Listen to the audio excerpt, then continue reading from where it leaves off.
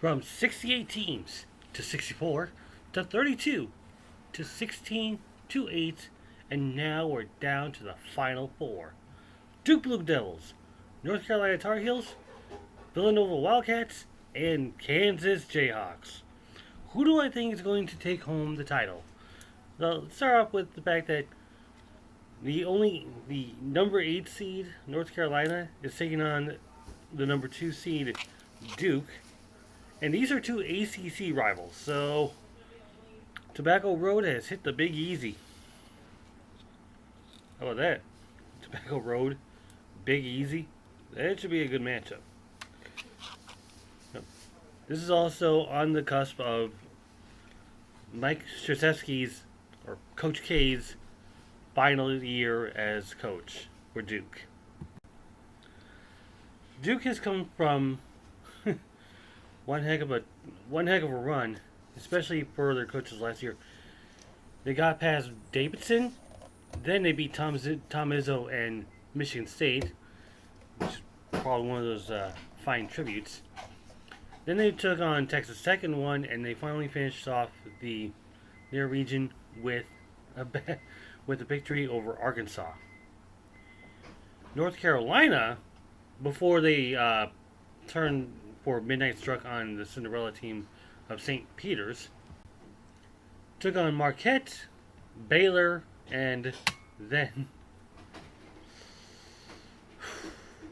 yeah, I know, I'm still a little chipper about that, because I actually had for one bracket I had Kentucky, another bracket I had Baylor. So yeah, I lost both times, but they also finished off UCLA, so they've got something going on. If they can meet St. Peter's, who had been probably the first 15 seed team to reach the Elite Eight, just coming up one game short of the Final Four. I actually don't think this final contest between them is going to be so big. I might actually see Duke beating North Carolina, and I mean they're doing it without Roy Nelson, who retired. So, not saying that Duke needs more of a chance than it does, but considering this is Coach K's last year, I think it's going to be Duke in the championship game. Villanova is one of those reigning champions. Let's face it, all of them are champions at this point. Duke's won a few.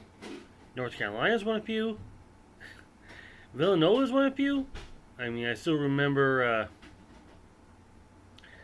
Jenkins hitting that game winner back in 2016.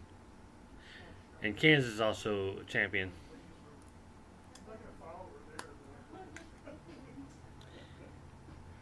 But yeah. Villanova beat Colorado State. Then they beat Tennessee.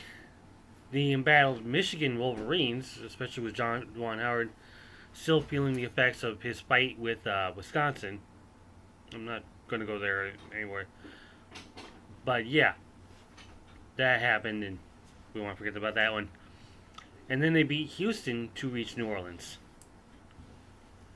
As for the only top seed, number 1 seed Kansas Jayhawks, they've shown why they're number 1. They beat Texas Southern. They also beat Creighton, or Creighton, however we pronounce it. Then Providence. Then Miami of Florida. The Hurricanes I should talk about. So yeah, you have that. And the way I see it is that it's a 2 seed and 1 seed taking on each other. Champions of earlier, and then champions of before. Kansas, who won their previous championship by an overtime win several years ago. And I think this is going to be one of those times where I'm going to have to go against the 1 seed on this one.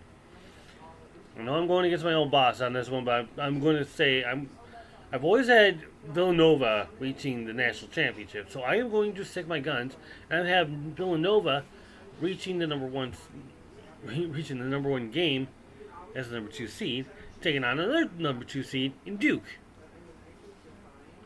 And that's when we come down to the last game. The Blue Devils of ACC, the Wildcats of the Big East, coming together in New Orleans. And I want to see Coach K be sent off with a national championship, retire on top, much like Ray Lewis, much like John Elway. I know I'm going to a different sport on this one, but yeah. But I see it as the Duke Blue Devils beating the Villanova Wildcats to win the NCAA Division I Men's Championship. Those are my choices for these three games, and that's all I gotta say.